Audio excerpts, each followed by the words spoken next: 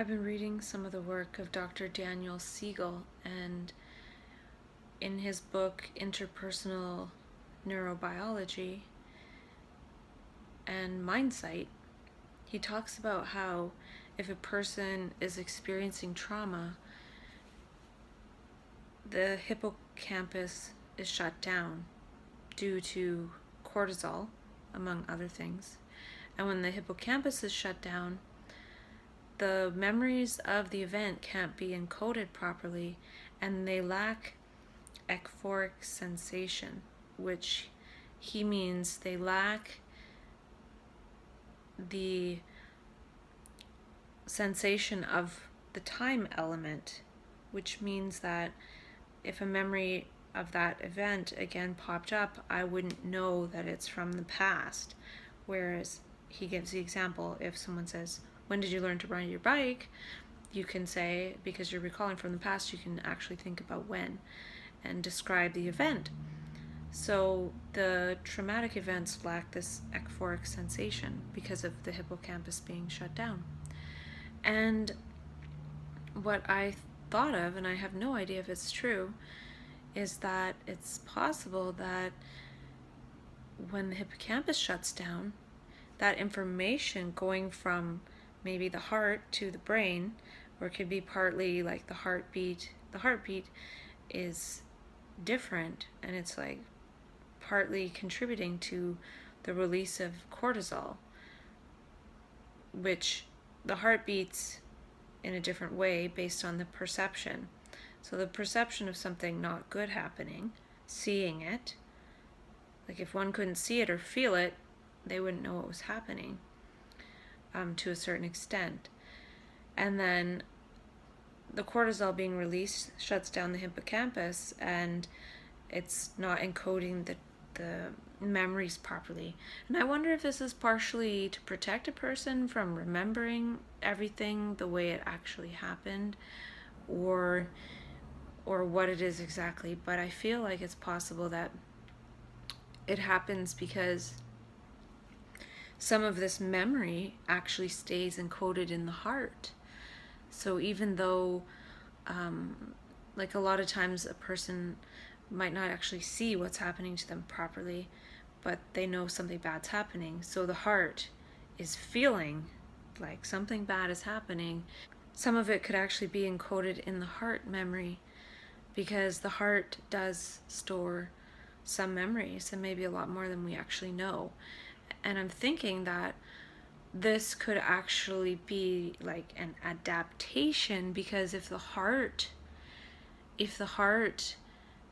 has the memory, the heart can see the pattern recognition of what it is that they're seeing.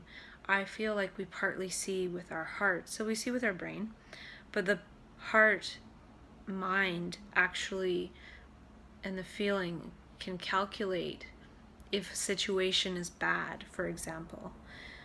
So if a person again gets themselves close to a pattern or a situation, that this heart memory sees, the heart immediately alerts, right? The heart goes and has a little rapid beat.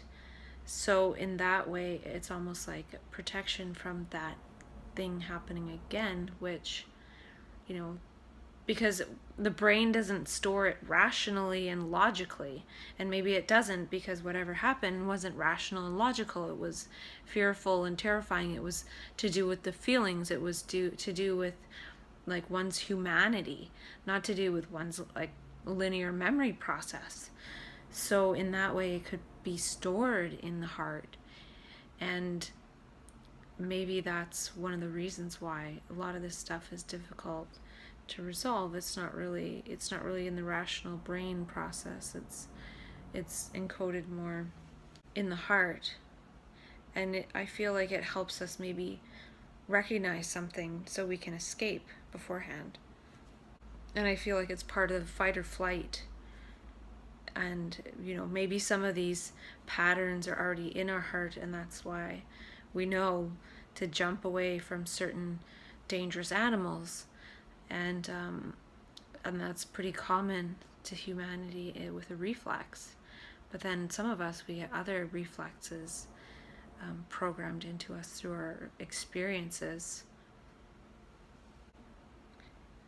And a person that goes through psychosis or mania, especially psychosis, maybe has new patterns of fear programmed in their heart by reacting to things that weren't really there in physicality.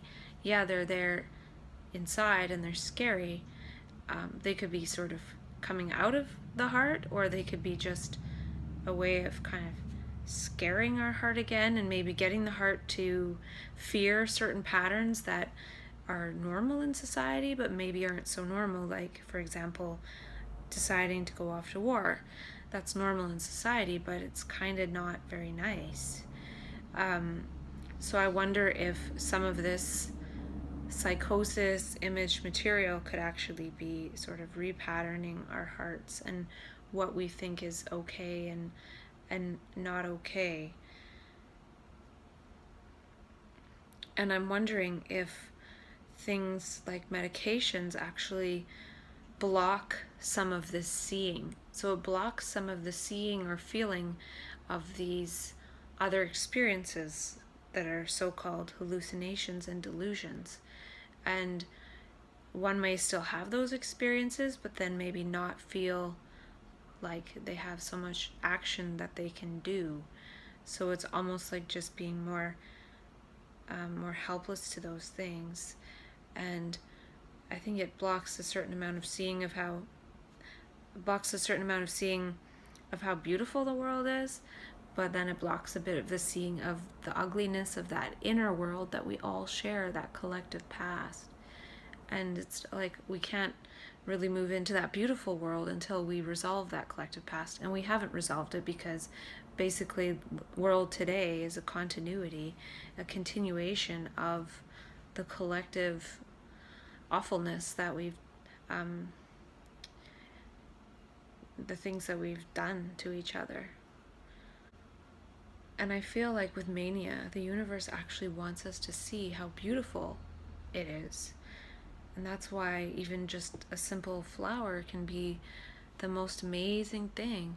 If more of us could see that beauty, we might actually move to protect it or stop harming it or appreciate it. And I even think that with all this observer effect they talk about with quantum physics, it's like, well, things don't exist until we measure them, until we look at them, until we put an eye on them. And once we put an eye on them, it's actually there for real.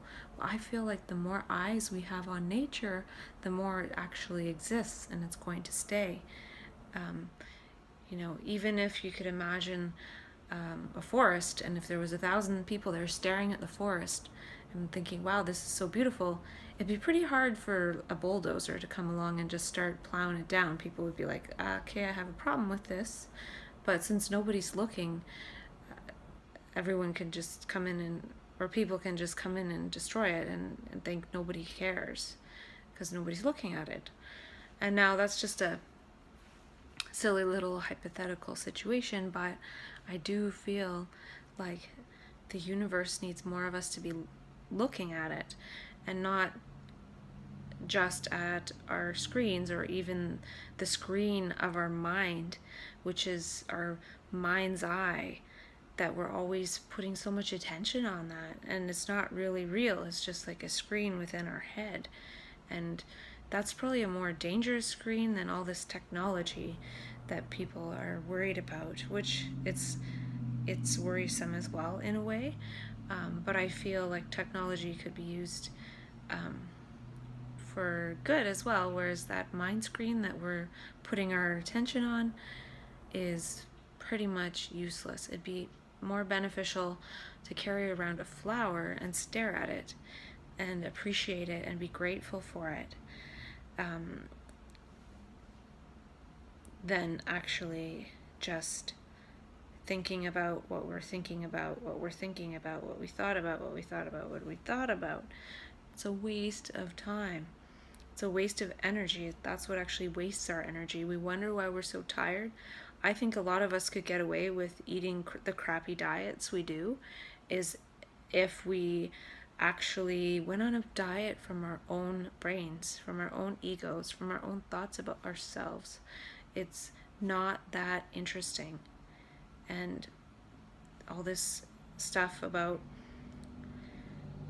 become better, have better thoughts about oneself, what is that going to do? And I also wrote down something about how mental illness is an umbrella term to shut people up and write people off. And I'm not going to write myself off. I'm going to talk myself silly.